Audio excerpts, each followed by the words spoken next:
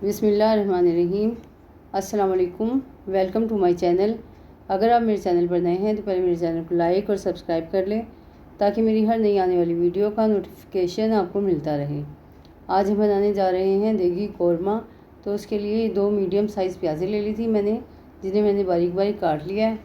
اب میں کڑھائی میں آئل لیا ہے، اس میں فرائی کروں گی۔ تو چلتے ہیں فرائی کرنے کی طرف۔ تو کڑھائی میں نے آئل ڈال کے اور گرم ہونے کے لیے رکھ دیا تھا۔ آئل ہمارا گرم ہو گیا ہے۔ اب میں اس میں پیازیں ایڈ کروں گی اور پیازیں ایڈ کر کے ہم اس کو فرائی کریں گے۔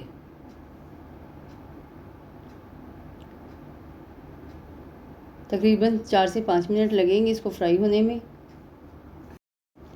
پیاز کو گولڈن فرائی کرنا ہے، نارمل گولڈن فرائی کریں گے ہم، نہ لائٹ اور نہ زیادہ ڈارک۔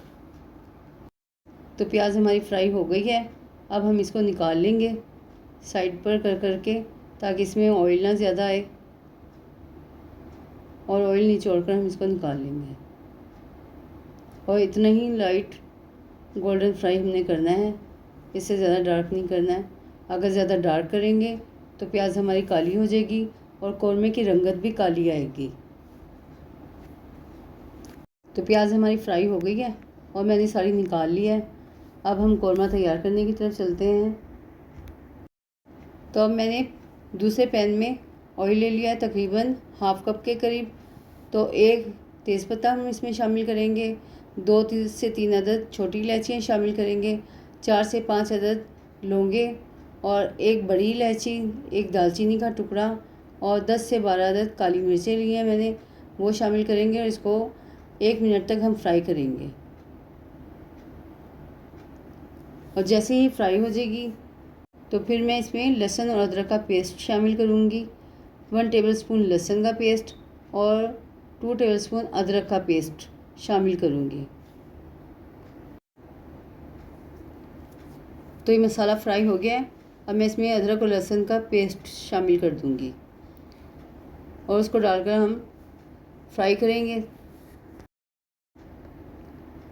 اور جب آپ پیسٹ شامل کریں تو فلیم کو تھوڑا لو کر دیں، ورنہ اس کی چھینٹیں اڑیں گی۔ تو میں نے اس میں 1 ٹیبل اسپون لہسن کا اور 2 ٹیبل اسپون ادرک کا پیسٹ شامل کر دیا ہے۔ اب ہم اس کو تقریباً 30 سیکنڈ تک فرائی کریں گے، تاکہ جو لہسن اور ادرک کا کچا پن ہے وہ ختم ہو جائے اور اچھی سی خوشبو آنے لگے۔ اور ساتھ ہی میں اس میں 1 کلو چکن لیا تھا، جس کو میں نے دھو کر اچھے سے رکھ لیا تھا تاکہ اس کا پانی نچڑ جائے، تو وہ شامل کر دیا ہے۔ اس کو اب ہم فرائی کریں گے۔ تو اس کو اتنی دیر فرائی کرنا ہے کہ اس کا کلر تھوڑا سا گولڈن آ جائے اور اس میں اچھی سی خوشبو آ جائے، لہسن اور ادرک کی خوشبو جو ہے وہ اس میں شامل ہو جائے۔ اگر چکن اچھا فرائی کیا ہوا ہوگا تو اس میں اسمیل نہیں آئے گی۔ اگر آپ فرائی نہیں کریں گے صحیح سے تو اس میں پھر اسمیل رہ جائے گی، اور پھر کھانے میں نہ ٹیسٹ اچھا آتا ہے اور نہ کھایا جاتا ہے۔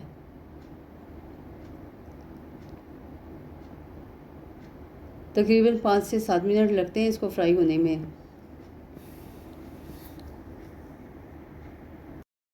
تو چکن ہمارا فرائی ہو چکا ہے۔ اب میں اس میں سوکھے مسالے ایڈ کر دوں گی۔ 1 ٹیبل اسپون پیسی لال مرچ ایڈ کی ہے میں نے، 1 ٹیبل اسپون پیسا دھنیا، اور 1 ٹیبل اسپون نمک شامل کریں گے، اور 1/4 ٹی اسپون اس میں ہلدی شامل کریں گے۔ اور ان سب مسالوں کو ڈال کر ہم تقریباً 3 سے 4 منٹ بھونیں گے، تاکہ اچھے سے مسالے ہمارے بھون جائیں۔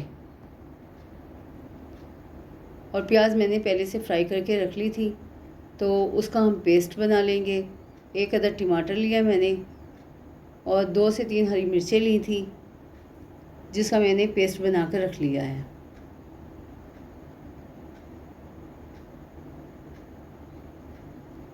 اکثر میں کرتی ہوں کہ میں پیاز فرائی کر کے زیادہ ساری رکھ لیتی ہوں، اور پھر اس کا پیسٹ تیار کر رکھا ہوا ہوتا ہے۔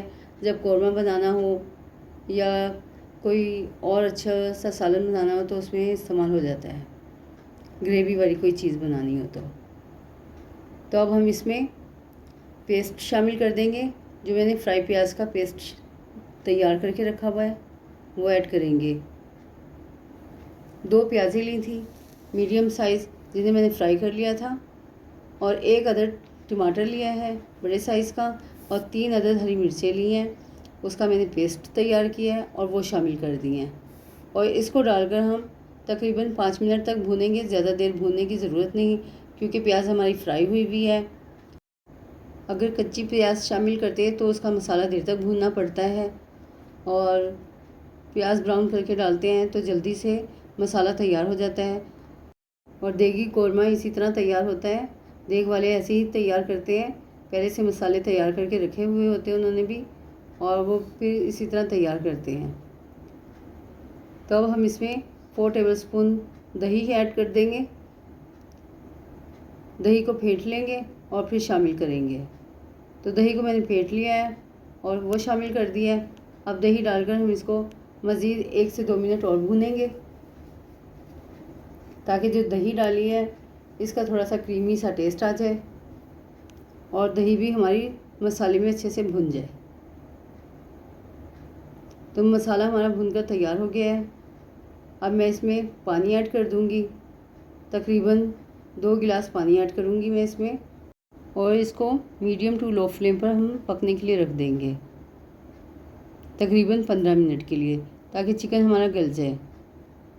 اور اس میں تقریباً میں نے ½ ٹی اسپون